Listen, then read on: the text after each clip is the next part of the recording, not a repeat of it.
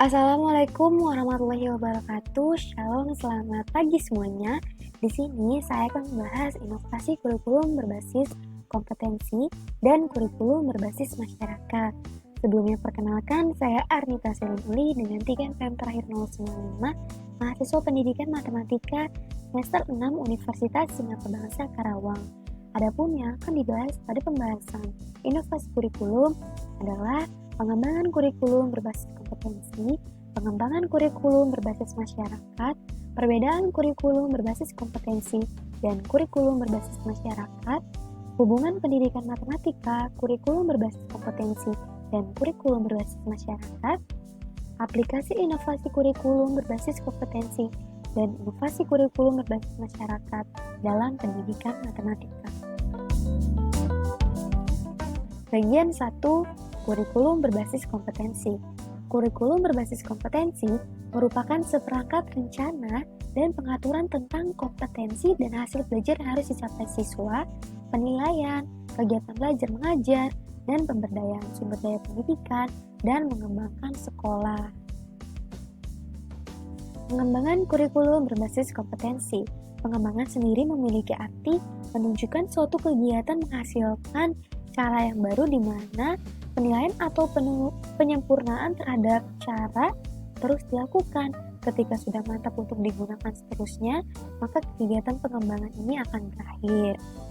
Kegiatan pengembangan kurikulum mencakup penyusunan kurikulum itu sendiri, pelaksanaan di sekolah-sekolah yang disertai dengan penilaian yang intensif, dan penyempurnaan yang dilakukan terhadap komponen-komponen tertentu dari kurikulum tersebut atas dasar hasil penilaian. Nah, pengembangan kurikulum berbasis kompetensi pada umumnya terdiri dari beberapa tingkat nasional, lembaga, bidang studi, dan satuan bahasan atau modul.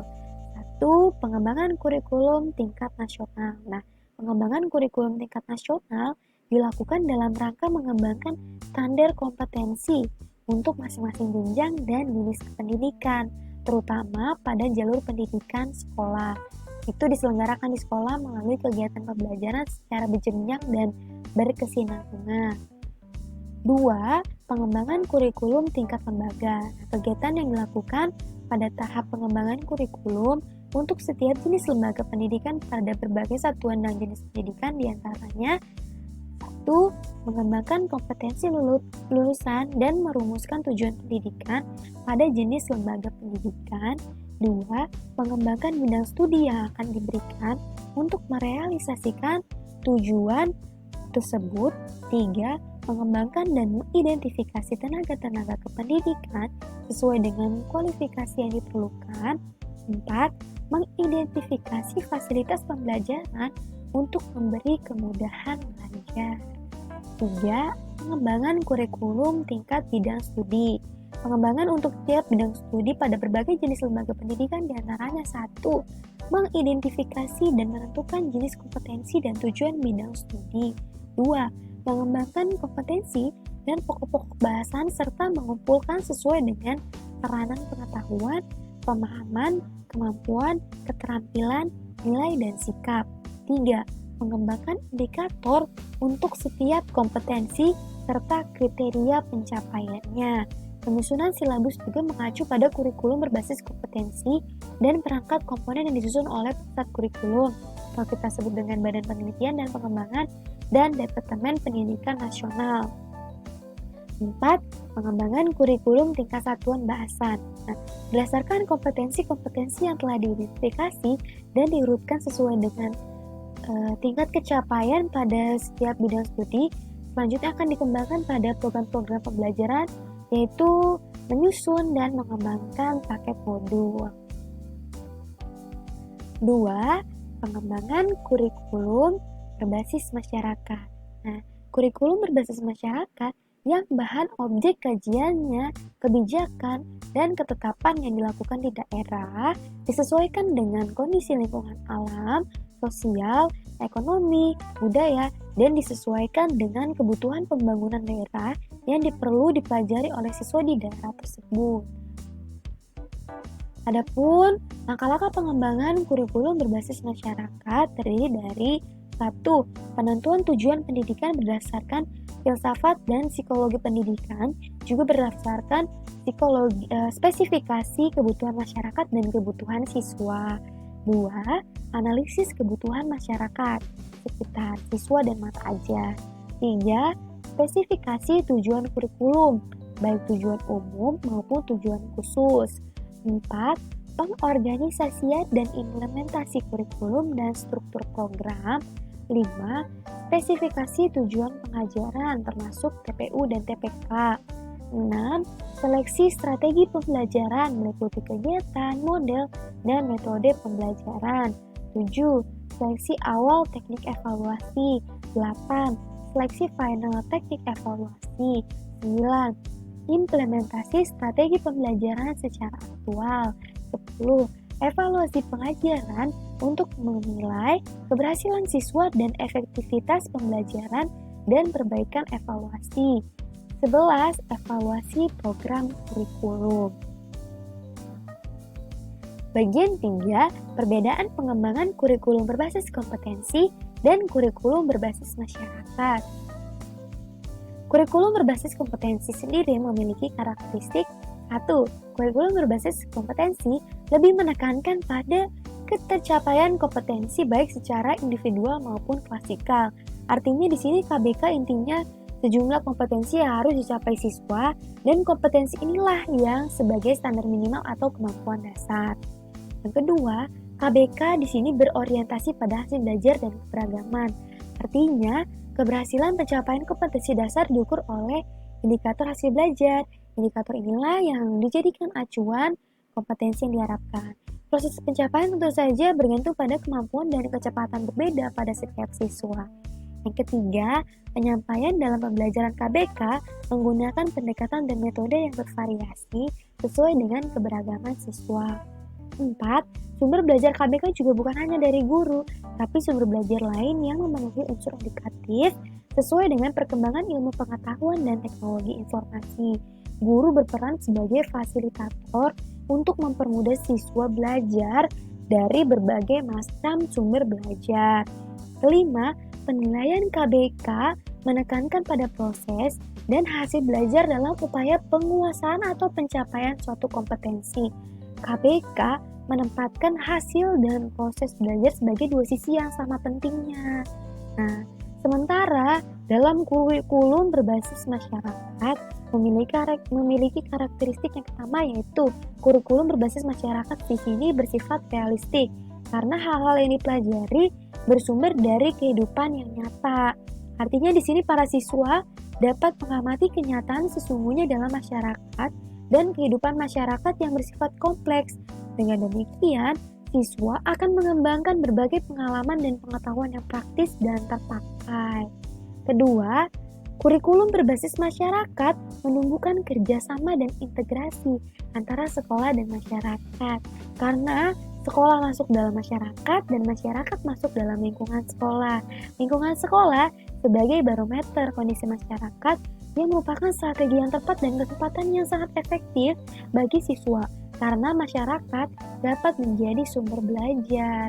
Nah, yang ketiga, kurikulum berbasis masyarakat juga memberikan kesempatan yang luas pada siswa untuk belajar secara aktif penuh kreativitas yang telah dianjurkan oleh teori pada belajar modern. Artinya para siswa di sini merencanakan sendiri, mencari referensi dan sumber informasi sendiri, melakukan kegiatan proyek sendiri, dan memecahkan berbagai masalah sendiri, baik melalui belajar individual maupun belajar secara kelompok. Keempat, prosedur pembelajaran kurikulum berbasis masalah di sini memperdayakan semua metode dan teknik pembelajaran secara sistematik dan bervariasi, seperti adanya ceramah, diskusi kerja kelompok, presentasi, pameran baik belajar dalam kelas maupun di luar kelas. Nah, ada juga strategi pembelajaran yang ditata sedemikian rupa sehingga variatif. Dan dalam rangka pembelajaran multisistem ini ada tatap muka, tugas mandiri, survei, dan observasi. Yang kelima, pengembangan kurikulum berbasis masyarakat di sini juga membantu siswa agar mampu berperan dalam kehidupan sekarang ini. Artinya, ada yang telah dipelajari sehingga berdaya guna dan berhasil untuk menghadapi tantangan yang siswa hadapi. Jadi, rumusan kurikulum berbasis masyarakat di sini memberikan pandangan bahwa hasil pendidikan di sekolah itu dapat diterapkan di lingkungan siswa tempat mereka tinggal untuk membekali siswa hidup di lingkungan masyarakat agar menjadi lebih berguna. Nah, yang keenam ada kurikulum berbasis masyarakat ini menyediakan sumber-sumber belajar dari masyarakat. Artinya, masyarakat secara keseluruhan memiliki berbagai dimensi seperti keluarga, teknologi, ekonomi, politik, budaya, sosial, dan kehidupan macam lainnya. Dimensi-dimensi tersebut masing-masing mengandung aspek manusiawi, kelembagaan, sistem kehidupan, metode kerja, dan kondisi situasi dengan karakteristik sendiri. Bagian 4, hubungan pendidikan matematika dengan inovasi kurikulum berbasis kompetensi dan inovasi kurikulum berbasis masyarakat. Pokok dalam pembelajaran matematika berkaitan dengan tujuan pembelajaran, cara mencapai tujuan, dan bagaimana mengetahui bahwa tujuan tersebut telah tercapai. Nah, pendidikan matematika berbasis kompetensi menekankan pada kemampuan yang sekiranya dimiliki oleh lulusan, sehingga kurikulum dikembangkan berdasarkan penjabaran dan standar kompetensi yang menjadi kemampuan dasar. Nah, standar kompetensi di sini memiliki makna kemampuan yang dilakukan atau ditampilkan dalam pembelajaran matematika, sementara kemampuan dasar memiliki makna kemampuan minimal dalam mata pelajaran matematika yang harus dimiliki oleh siswa. Nah, kemampuan dasar ini dapat berupa kemampuan kognitif, afektif, maupun psikomotor. Oleh karena itu, kurikulum dalam pembelajaran matematika ini perlu disusun sehingga memuat garis-garis besar materi pembelajaran yang mengacu pada karakteristik matematika sesuai dengan kompetensi yang ingin dicapai. Nah, sementara dalam kurikulum berbasis masyarakat, pengetahuan baru matematika pada lingkup sosial ini bersifat objektif dan pengetahuan baru pada lingkup individu akan bersifat subjektif. Untuk itu, interaksi sosial dalam pembelajaran matematika menjadi sangat penting untuk mendekatkan pengetahuan subjektif aljabar menuju pengetahuan objektifnya. Nah, hal yang demikian akan mudah dipahami dan diimplementasikan jikalau guru yang bersangkutan juga memahami asumsi-asumsi pembelajaran progresif. Bagian 5, aplikasi inovasi kurikulum berbasis kompetensi dan aplikasi inovasi kurikulum berbasis masyarakat dalam pendidikan matematika. Adapun kiranya yang diaplikasikan dalam inovasi kurikulum dalam dunia pendidikan matematika adalah 1. Kesempatan belajar bagi semua subjek didik tanpa terkecuali. 2. Kurikulum tidak hanya merupakan kumpulan materi ajar, melainkan dapat merefleksikan kegiatan matematika secara koheren. 3. Pembelajaran matematika, pemahaman tentang kebutuhan belajar siswa, kesiapan belajar, dan pelayanan fasilitas pembelajaran. 4. Kesempatan bagi siswa untuk mempelajari matematika secara aktif untuk membangun struktur konsep melalui pengetahuan dan pengalamannya. 5. Kegiatan asesmen untuk meningkatkan kualitas pembelajaran dari waktu ke waktu. 6. Pemanfaatan berbagai macam strategi dan metode belajar yang dinamis dan fleksibel sesuai dengan materi, siswa, dan konteks pembelajaran. Sekian paparan dari saya mengenai inovasi kurikulum berbasis kompetensi dan inovasi kurikulum berbasis masyarakat. Terima kasih saya ucapkan. Assalamualaikum warahmatullahi wabarakatuh. Shalom, selamat pagi.